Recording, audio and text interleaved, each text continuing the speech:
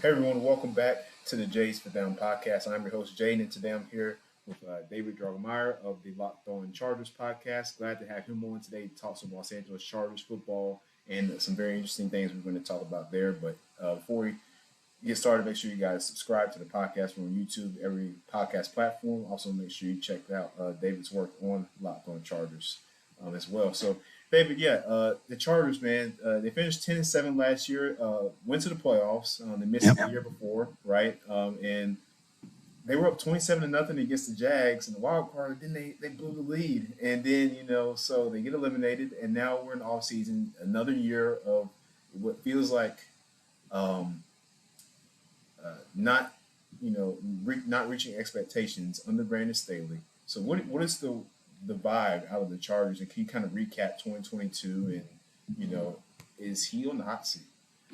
Yeah, I mean, definitely a very interesting couple of years under Brandon Staley, who, came to the Chargers as a first-time head coach, right? He was the defensive coordinator of the Rams and, still very young in his NFL journey. I mean, even now, being a head coach for 2 years, you're still learning. There's still so much that you're trying to get accomplished, and there's been a lot of turnover. But as far as 2022 is concerned, coming off of a 9-8 season the year before, yeah, the Chargers went out in free agency and spent a ton of money, like a ton of money. They signed J.C. Jackson to a big contract. They brought in Sebastian Joseph Day and Austin Johnson that they paid top of the market defensive lineman money to. They re-signed, some guys as well. They brought back Mike Williams to a pretty big contract. And so, yeah, there's a lot of expectations going into the 2022 season. The Chargers were, again, one of those sexy picks to, be a Super Bowl contending team. But, I mean, everything looks good on paper. I mean, all the teams are happy with what they have when they go into the season. Everybody's full of the excitement and hope. But then the just actuality of the NFL starts to play out. And that's the fact that you're going to have players that get injured and you're not going to be able to control it. And you're going to have to weather the storm. And the teams that do that the best are the ones that are going to find themselves standing alone at the end. And so it started very early for the Chargers, dealing with significant injuries. They lost Rashawn Slater, their all-pro left tackle. Joey Bosa missed the majority of the season. Keenan Allen, one of the best receivers in the league, also missed a large portion of the season. They had their center going in and out of business. So they had to weather a lot of really significant injuries to key players on both sides of the ball. And, they were very fortunate to be able to find themselves in a position to clinch a playoff spot. There's some controversy involved in the coach, playing players in a meaningless game. And that resulted in Mike Williams getting injured and not being able to participate in that playoff game. And then when you lose any kind of game by that way, in that fashion, where you have such a commanding lead, it's horrible. But when you do it in the playoffs, it's amplified so much more because everyone is watching you. The entire United States is watching what you do. And then you fail in that spectacular fashion. It's going to sting and it's going to hurt. And the Chargers find themselves in a position where, yeah, Brandon Staley doesn't look good in that situation, but the Chargers really have a pattern on how they handle head coaches. They usually give them 3 to 4 years pretty much automatically. They are not a franchise that makes hasty decisions. They don't make knee-jerk reactions. They don't fire coaches in the middle.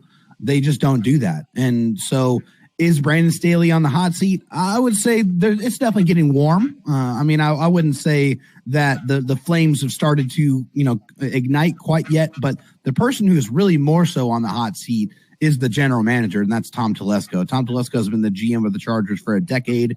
He has 2 playoff wins under his belt, no championships, and unfortunately in the front office, the way you get measured is by wins, losses, and championships. And unfortunately, the Chargers have not won enough games, and they have not won any championships. So if the Chargers don't do well this season and they don't make it in the playoffs and win playoff games, then it won't matter about Brandon Staley because the guy who employs him and who hired him is going to be out the door, which means that he's probably going to follow him out the door as well.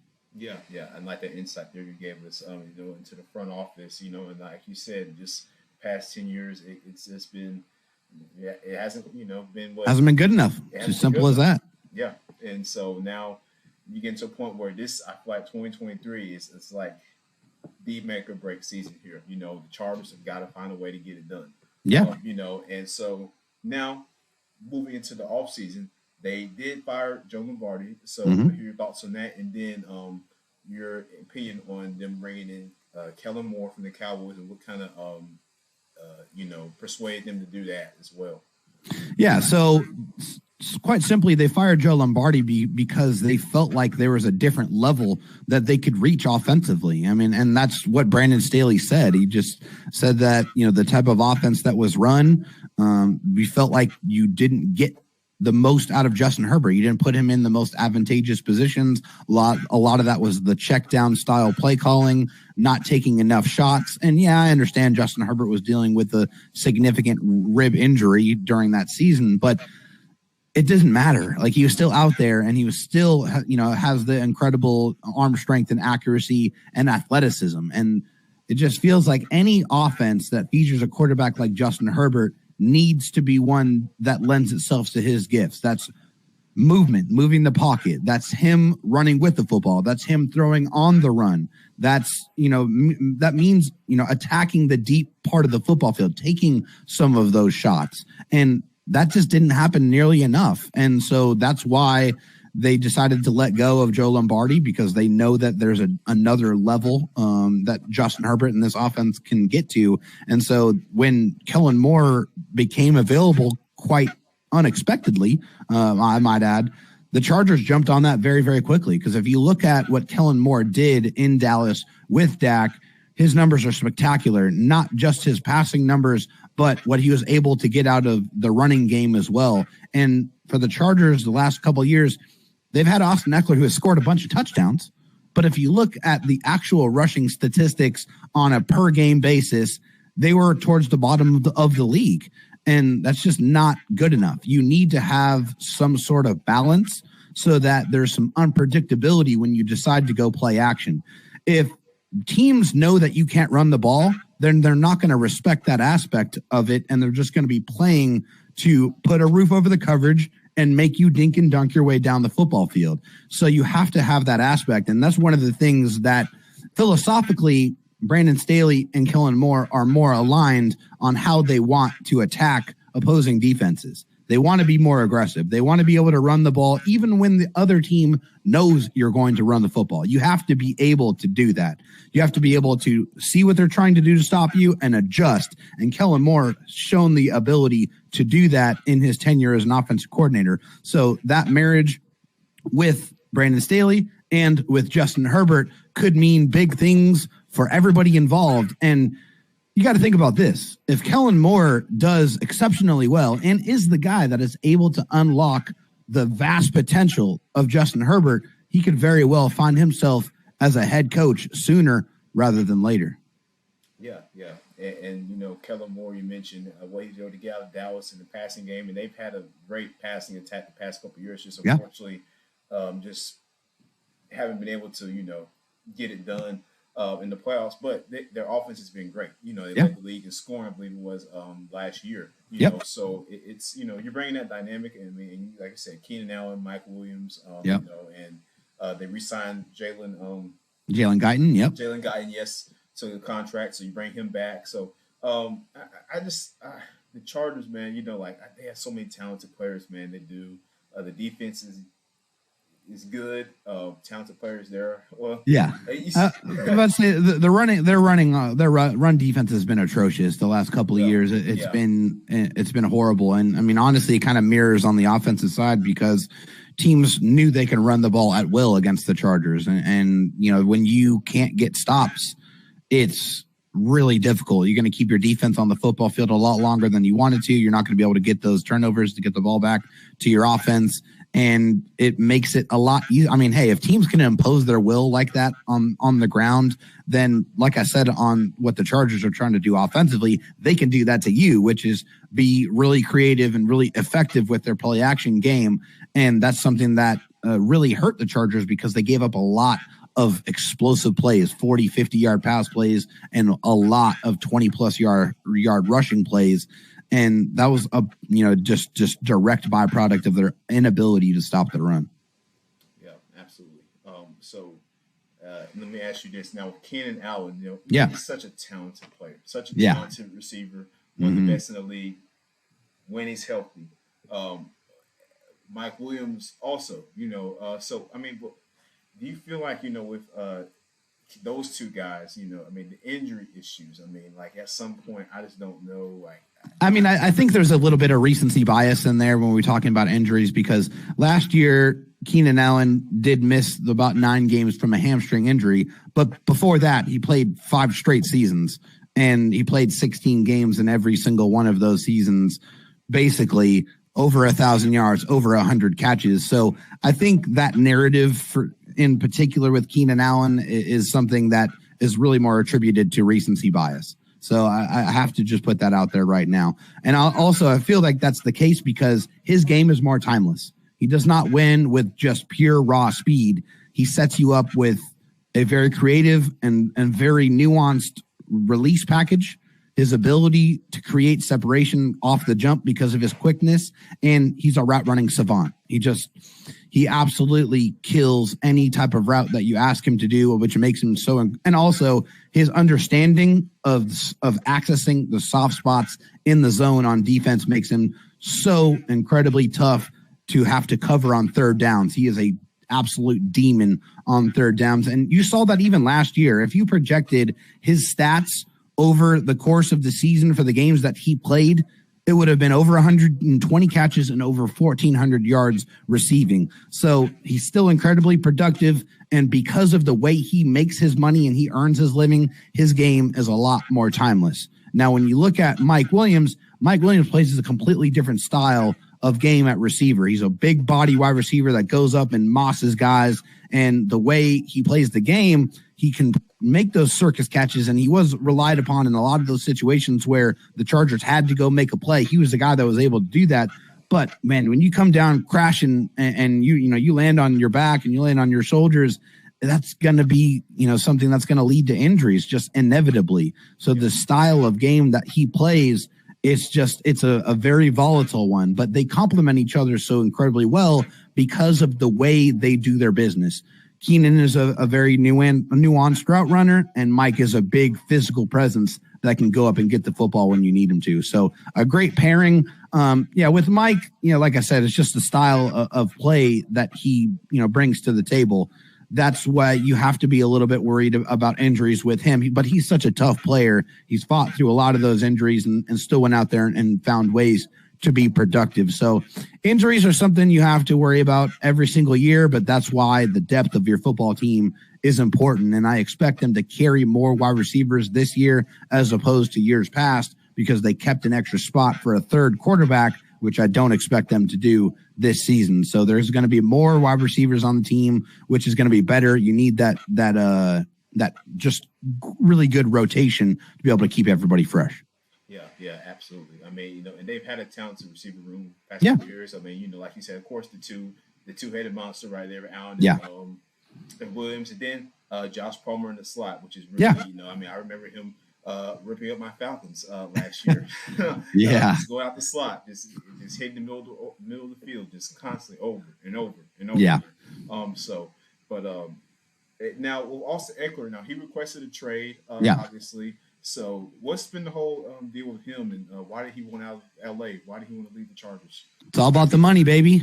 It's all about the money. So when you look at the highest paid running backs in the NFL, the top 5 or 6 of them are making over $10 million per season.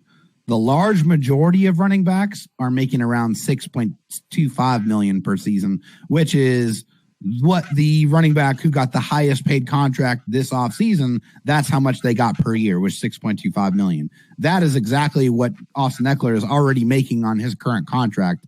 And when you have scored 38 touchdowns in the last 2 seasons, which is grossly more than anyone else in the NFL, you expect to be paid accordingly.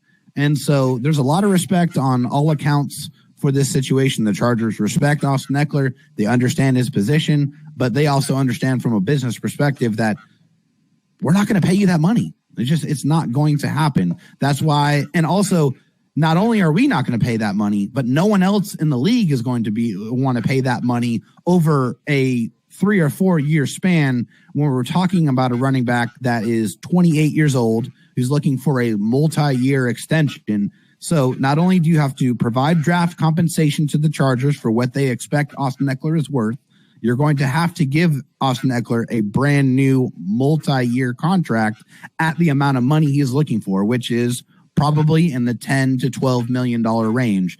That is not going to happen. That's why there has been nobody to come out to be able to trade for Austin Eckler, because that market dictates that teams are not going to do that.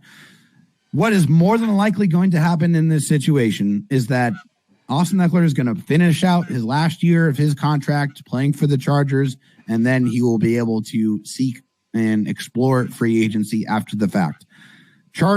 Players in the NFL, they have to play at least 6 games of a season, or else they do not get credit for an accrued season, and their contract will toll an additional year until they fulfill those requirements. So at this point in time, unfortunately, Austin Eckler has very little leverage in this situation. He is under contract. The Chargers don't have to do anything. They allowed him to seek a trade out of respect of who he is and who they want him to be, and who, what he has done for the organization. But like I said, the most likely situation is he's going to finish out his contract with the Chargers and go explore free agency after the year.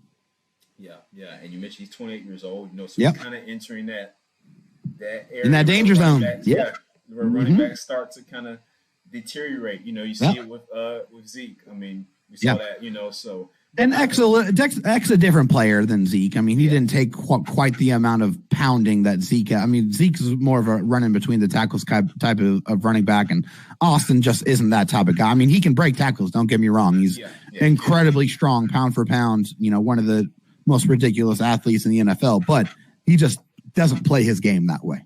Yeah, more of a scat back type of guy. Exactly. And monster catch the ball at the backfield. Oh, he could start line up at slot receiver for pretty, about 25 teams in the NFL right now, and be extremely productive. Yeah, absolutely. So that's going to be interesting to see. Like you said, more than likely he's going to stay with the Chargers, play out this last year in his contract. And we'll just see how that ends up for him. But moving on, so I'm sure you heard the news, as all the NFL world has heard, that Jalen Hurts has got his contract extension, man. So 5 years, $255 million, with $179 million guaranteed. Highest paid player in NFL history. For average annual value, not overall dollars, obviously, but yes. Yes. So, what do we think about this man? And was it deserved? I mean, I definitely think it's deserved. I mean, that's just the going rate for starting quarterbacks right now. I mean, that every year this market is going to get reset.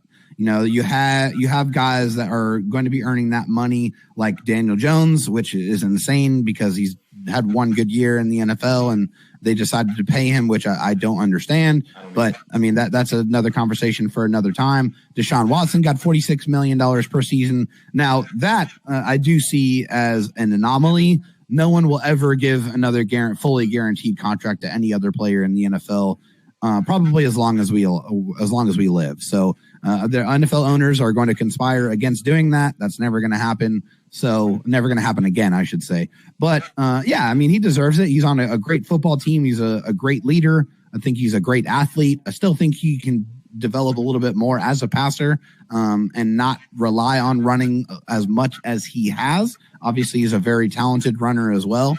But hey, congratulations to him. I'm kind of upset that the Chargers didn't get their contract done with Justin Herbert before this contract got done, or Joe Burrow's contract gets done, because I mean, those things are foregone conclusions. It's not a matter of if, it's just a matter of when.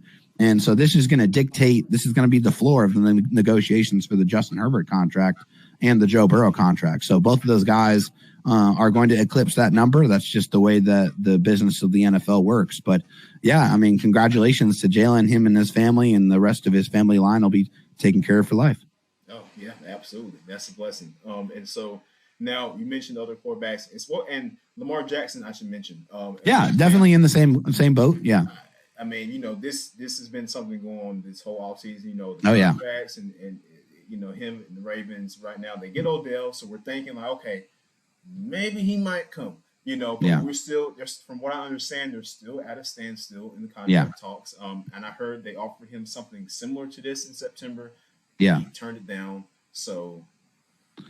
Yeah, I'm not sure exactly what Lamar is looking for. I mean, that's just an unbelievable amount of money. Now, he has already came out and said that he's not looking for a fully guaranteed contract, which, I mean, hey, believe what you want, but people put narratives out there all the time. Agents speak and they say things for a reason. So I don't, it's really impossible to know what to believe right now. But no, like I said, no one else is getting a guaranteed contract. So hopefully that's not what he's looking for. I mean, Lamar is an incredibly special talent. There's no question about it. What he is able to do on the football field with the ball in his hands, he's just one of the rare athletes that our league gets to enjoy. And so hopefully, the Ravens and Lamar Jackson, they get something done, because having him on the field and playing is better for the game. That's a fact. Yeah, I agree with you. So now, do you personally think he's going to come back? Yeah, I mean, eventually they'll get things done. I mean, they understand, especially after how the end of the year ended for the Ravens and how they were kind of in a position to at least challenge for a playoff spot, and then they just crumbled, having to, play with a talented backup, but a backup nonetheless, with Tyler Huntley. But that just didn't materialize to where, they could get to the playoffs. And again, that's the bottom line. It's all about wins and losses. This is why we're all here. This is why they pay these guys this amount of money. So they understand how important he is. They already have that offense kind of built around the style of play that Lamar Jackson brings to the table. So I do think this will get done. I don't know if it will happen anytime soon, just because it seems like both sides are pretty dug in. But I do feel like this is something they'll eventually get done before the season, because they understand how important Lamar is. And if they want to win, Lamar Jackson has to be a part of it. Yep, he sure does, if they want to win. So our last little segment here, David, and I just want to get your eyes on this. Where do the Chargers stand right now as far as, the draft is coming in less than 2 weeks? Where would you say are some spots that the team might be looking to address this year in the draft, and some players they might be interested in? Yeah, so for the Chargers, they're probably top 3 priorities that they're going to be looking at is speed wide receiver. They brought back Jalen Guyton, which is great, and he is a legit speed threat. He is a 4.3 guy, but he's more of a linear speed guy. He doesn't have a lot of the wiggle and shake and the twitchiness. Like, he's not that type of speed guy. So I think that's the type of athlete they're going to have to look for to try to bring into the fold for Justin Herbert, because hey, when you got a quarterback that talented and you don't have a guy that's able to go get a 65, 70-yard pass that he can unleash, then you're not doing Justin Herbert the right justice. You got to get him the right skill position players to be able to bring out the best of him. So I expect them to target a twitchy type of speed wide receiver. Also, they need to add to the tight end room. I think that they can get better there. I think they can add some playmaking ability in that realm, and they need to add to their edge room as well. I think last year showed you how important it is to have quality edge play when Joey Bosa was not able to go out there and play alongside Khalil Mack. Because I mean, that was the whole vision, was having Khalil Mack on one side, Joey Bosa on the other side, and having those guys just wreck shop. But when Joey went out with that significant injury, they had to play a guy named Chris Rumph, who just was not able to provide them anywhere close to the same type of production, and was kind of a liability against the run because he's an undersized type of guy. But those are kind of the 3 main positions I expect them to target. Also could use a linebacker. Also could use another offensive lineman for depth. Probably a corner, just because Brandon Staley is a defensive-minded head coach and has stated on multiple occasions that as long as he is the head coach, that he will be looking to add corners. Also a returner type guy. Those are probably the type of guys that they're going to be looking to add in this draft. So a guy that comes to mind, like a Zay Flowers in the first round, would be a perfect target because of his twitchiness, his ability, his stop and start ability is second to none in this class. He is a pure playmaker. If you're looking, for something maybe in the middle rounds or in the second or third round, Marvin Mims out of Oklahoma is another option. A guy that brings that just straight, 4.3 speed. Also a guy that has some, just some dog in him, which I really, really like, bringing that attitude to the table here. And then if you go edge, maybe a guy like Nolan Smith would be a really good option. He's fantastic against the run, also has the ability to bend around the edge. I could get behind that pick in the first round. And then this draft is littered with tight ends that could be productive at the NFL level. Guys like Michael Mayer, guys like Luke Musgrave in the middle rounds, like Schoonmaker in the middle rounds. I mean, there's tons and tons of tight end options that you can find production up and down this draft. So the Chargers are probably going to be targeting those positions when we turn on the draft next week. Yeah, sure is.